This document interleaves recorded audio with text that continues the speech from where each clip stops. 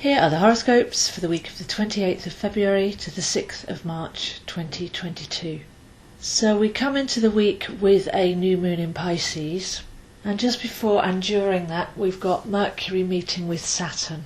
So we've had the recent Mercury retrograde since the end of December. We're just coming out of that shadow now. Mercury meeting with Saturn will feel like an exam that we need to pass, really. Have we learned all the lessons? Have we changed our mind and our perspective? Have we sought the truth during the retrograde period? And now that will be tested somehow. Can we put that into action rather than it remaining a concept? So with these two planets being in Aquarius, this is actually anchoring our vision, our critical mind, our objectivity, to be able to see beyond the obvious, to be able to discern fact from fiction, and definitely not just follow along with the group. So at the beginning of this week, have a look at how you think, what you think about, what your beliefs are. Are they backed by fact? Are you being dragged along with a collective field? Can you stand on your own? There's a sense of peace and vision when we've looked into something in enough detail that we can feel the truth, as there's a bit of a storm of information going on at the moment, intentionally trying to muddy the waters, keep people in a state of confusion. So by Tuesday we come to the new moon 12 degrees Pisces, and that's going to be at 5:33 a.m. UK time. And looking at this chart, we can see that we've got all the planets except for Uranus in the last 3 signs of the zodiac. This whole phase feels like we're heading towards a rebirth at the end of March, beginning of April. But until then we're tying up loose ends. So as we've seen with Mercury meeting Saturn, that's really getting secure in our sovereign mind in a way that we can stand strong and tall and act from a place of authority and self-governance. At the same time we have Mars and Venus and Pluto all meeting at the last degrees of Capricorn. So we spoke about Mars and Venus being the masculine, feminine, the head and the heart, the electro and the magnetic, bringing those into balance last week. But now as they meet with Pluto, once again that feels like a test, a pushing through moment to actually apply what we've learnt, to anchor that in our essence and to be able to live from a place of equilibrium. Once Venus and Mars pass over Pluto this week, then Pluto will be the only planet left in Capricorn, which has seen all the activity over the last 2 years in as much as transformation is concerned, as by the 7th of March Venus and Mars will both move into Aquarius.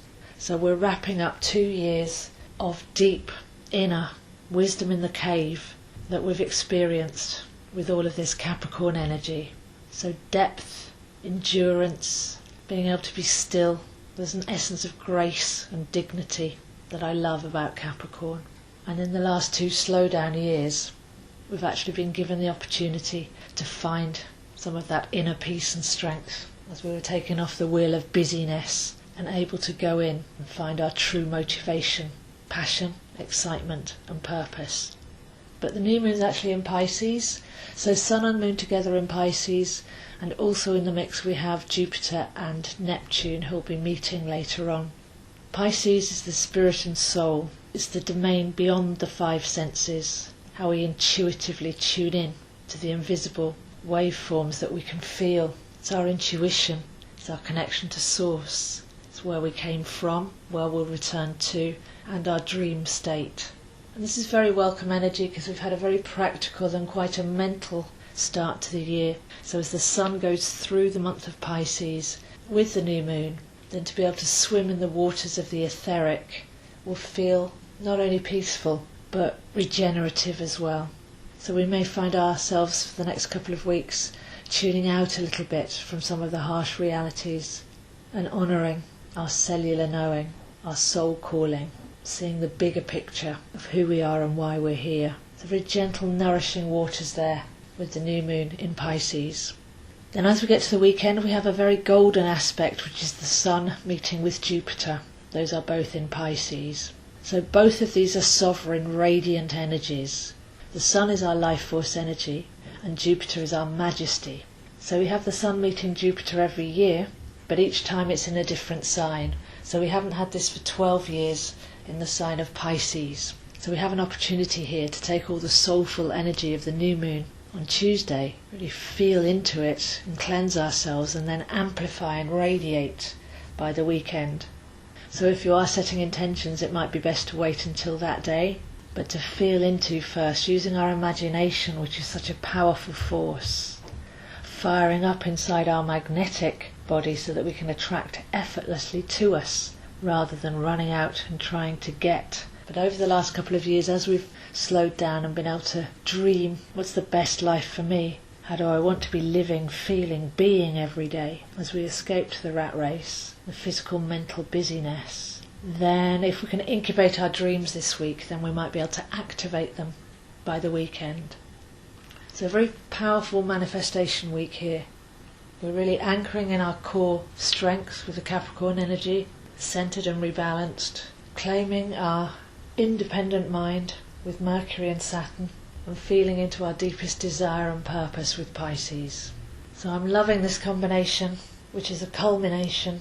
When the energies start to go into Aries, we're going to see some very active alignments, but at least we'll be taking action on something that's meaningful to our deepest, truest self. So if you'd like to see where this is happening for you, I am available one-to-one online. Do email me, zoeahines7@gmail.com, to arrange a customised session. Sessions are 1 hour, including tarot, and recorded MP3 for you to keep. I teach as I go along, so we're learning the chart as well as looking at the energies around you. But if you really want to learn, and I do recommend that everybody at least learns their home planets in their chart, this is your birth plan, your unique frequency and signature, then I offer customised lessons, teach astrology, tarot, numerology, all based on your own chart. If there's anything that you'd like to cleanse and release this time of rebirth, then I also offer coaching, where we can, based on your chart, look at issues that you might have picked up over time, blocks that are stopping you from being your best expression, negative patterns that need breaking. So do email me if you'd like a one-to-one personalised session.